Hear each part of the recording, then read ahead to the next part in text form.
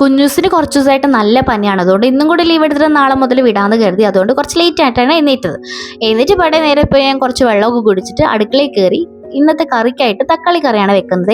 എൻ്റെ വീട്ടിൽ സ്ഥിരമായിട്ട് വെക്കുന്ന ഒരു കറിയാണ്. എനിക്ക് ഭയങ്കര ഇഷ്ടമാണ്, ഭയങ്കര എളുപ്പമാണ്. ഇതിൻ്റെ കൂടെ ഒരു ഉണക്കമീൻ വറുത്തും കൂടി ഉണ്ടെങ്കിൽ പിന്നെ വേറെ കറികളുടെ ഒന്നും ആവശ്യമില്ല.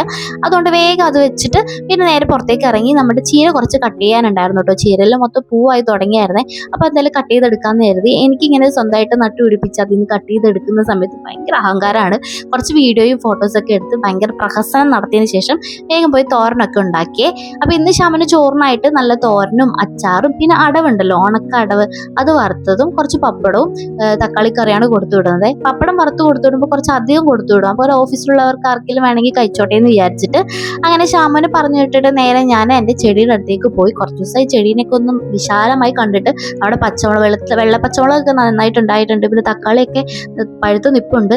ഇതിൽ നിന്ന് പറിച്ച് തക്കാളി ആയിട്ടൊന്ന് കറി വെച്ചത്. പിന്നെ പുതിയ വഴുതനങ്ങ ഉണ്ടായിട്ടുണ്ട്. പിന്നെ നമ്മുടെ കറിവേപ്പില എന്നെക്കാളും കുറച്ച് ഹൈറ്റൊക്കെ വെച്ചു. ഇടയ്ക്കിടയ്ക്ക് ഞാൻ പോയി നോക്കാറുണ്ട് എന്നെക്കാളും ഹൈറ്റ് വെച്ചോ എന്നൊക്കെ നോക്കാറുണ്ട്. പിന്നെ നമ്മുടെ അടീനെയൊക്കെ നന്നായി പൂത്തു. പിന്നെ സമാധാനത്തോടെ ഞാൻ ചായ കുടിച്ചുകൊണ്ടിരിക്കുമ്പോഴാണ് വായിൽ ഈ പാൽപ്പാട വന്ന് കയറിയത്. പിന്നെ കുടിക്കാൻ പറ്റില്ല, ഛർദ്ദിക്കാൻ വന്നു. അപ്പം തുപ്പിയിട്ട് പിന്നെ കുടി നിർത്തി. അപ്പോൾ ഇന്നത്തെ വീഡിയോ അത്രയുള്ളൂ. Tata bye bye, see U.